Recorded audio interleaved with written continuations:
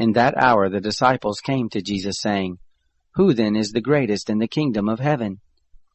Jesus called a little child to himself, and set him in the midst of them, and said, Most assuredly I tell you, unless you turn and become as little children, you will in no way enter into the kingdom of heaven.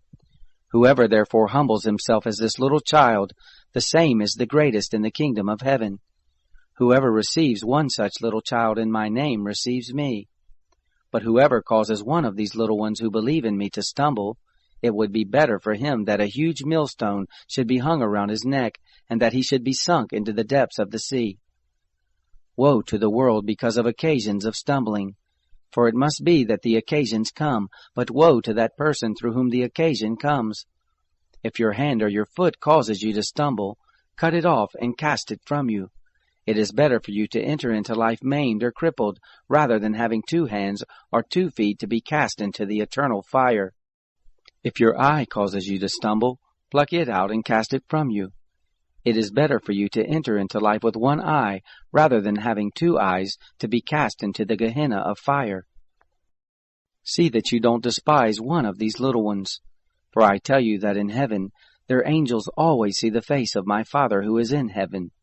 For the Son of Man came to save that which was lost. What do you think? If a man has 100 sheep, and one of them goes astray, doesn't he leave the 99, go to the mountains, and seek that which has gone astray? If he finds it, most assuredly I tell you, he rejoices over it more than over the 99 which have not gone astray.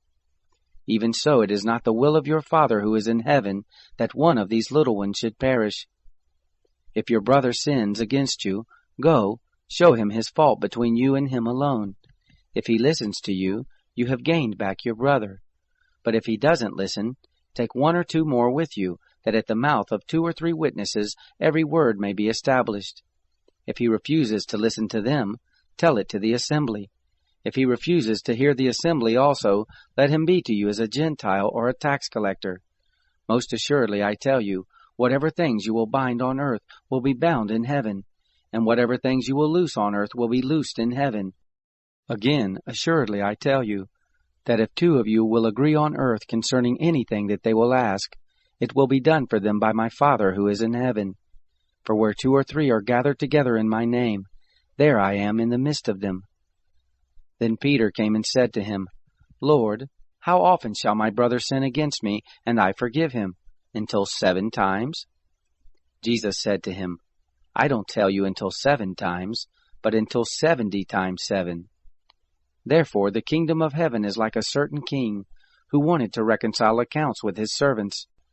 When he had begun to reconcile, one was brought to him who owed him 10,000 talents. But because he couldn't pay, his lord commanded him to be sold, with his wife, his children, and all that he had, and payment to be made. The servant therefore fell down and kneeled before him, saying, Lord, have patience with me, and I will repay you all. The lord of that servant, being moved with compassion, released him, and forgave him the debt. But that servant went out, and found one of his fellow servants who owed him 100 denarii, and he grabbed him, and took him by the throat, saying, Pay me what you owe. So his fellow servant fell down at his feet, and begged him, saying, Have patience with me, and I will repay you. He would not, but went and cast him into prison, until he should pay back that which was due. So when his fellow servants saw what was done, they were exceedingly sorry, and came and told to their lord all that was done. Then his lord called him in, and said to him, You wicked servant, I forgave you all that debt, because you begged me. Shouldn't you also have had mercy on your fellow servant, even as I had mercy on you? His lord was angry, and delivered him to the tormentors, until he should pay all that was due to him. So my heavenly Father will also do to you, if you don't each forgive your brother from your hearts for his misdeeds.